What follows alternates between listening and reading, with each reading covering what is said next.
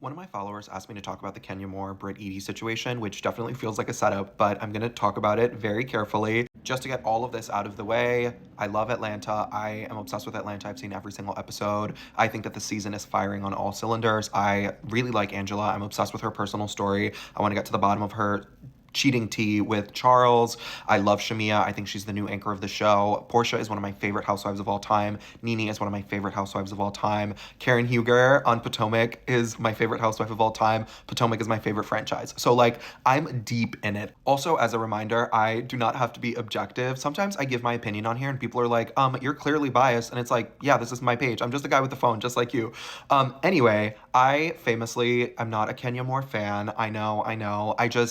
I think that she consistently has a pattern of behavior of going like above and beyond when it comes to these things. And like we can go down the list, dressing up as Phaedra for the charity event, summoning Nene to set her up at that charity event, Cookie Lady, Kenya Moore hair care, the scepter, the blowhorn, everything she did to Kim Fields, right? She terrorized that woman. And it's like Kenya consistently has a pattern of slut shaming. She slut shamed Portia, she slut shamed Phaedra, she accused Apollo of having HIV because he was in prison. Like this woman has consistently gone low. And I think that the problem is that she was never punished for any of these things by Bravo or her fans.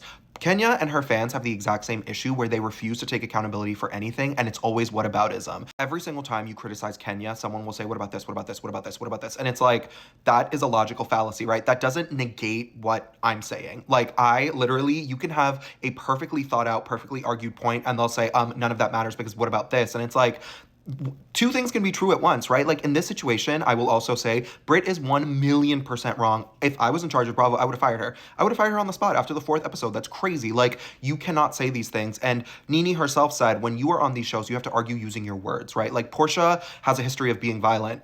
Portia's one of my favorites. Am I going to say, no, she doesn't? Of course she does, right? That's what's so confusing to me. Whenever someone is like, Kenya goes too far, they're like, no, she doesn't. And it's like, we have 9 seasons. We have like 10 seasons of evidence of her doing this over and over and over again to multiple different women. Obviously, not on this level. This is, again, beyond the pale. This is entering a legal situation that Bravo obviously doesn't want to put themselves in. But it's just very hard to put myself in the mindset of a Kenya fan and say, nothing she does ever matters because she's retaliating, or it doesn't matter because someone else did something worse. Like those things aren't logical. They don't compute. They don't even make sense when you say them out loud.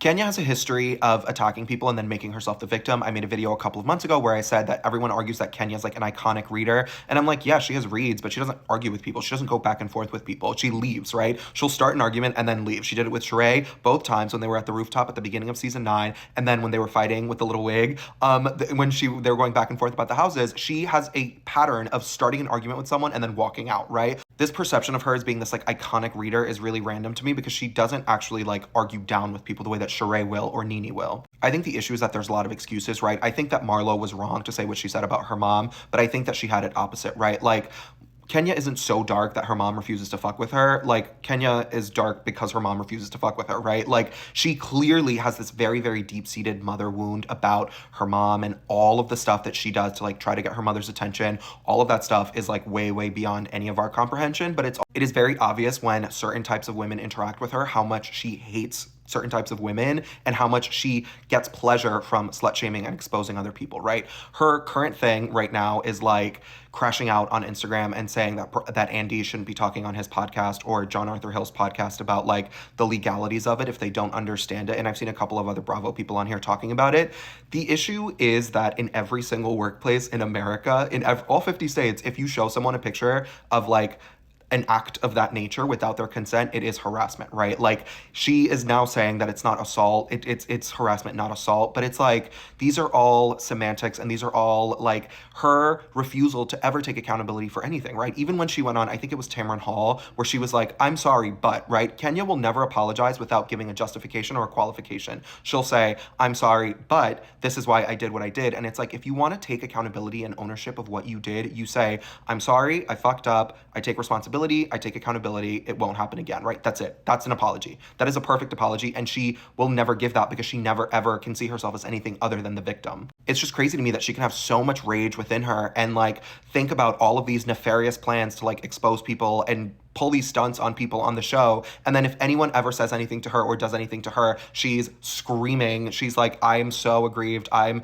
being devastated. I'm being destroyed. Like, this is all a plot against me. And it's like, So at some point, like, you have to take responsibility, right? Like, you have to own up to it. Part of the reason that people love Housewives is because they love seeing villainous women, like, enact their villainy on, unsuspecting populations. But at the same time, I think that there's no way that you can argue that this was right or okay, right? The same way that you can't argue in defense of Britt, like, what she did was extremely fucked up and she needs to be off the show. Like, I'm still calling for her to get fired. I will never defend her, but, like, it is, again, beyond the pale for people to defend Kenya for this when it's like she has a pattern of doing this over and over again, and this is just like an escalation. The problem is that she's always escalating because she never receives any consequences and she's coddled by her fans.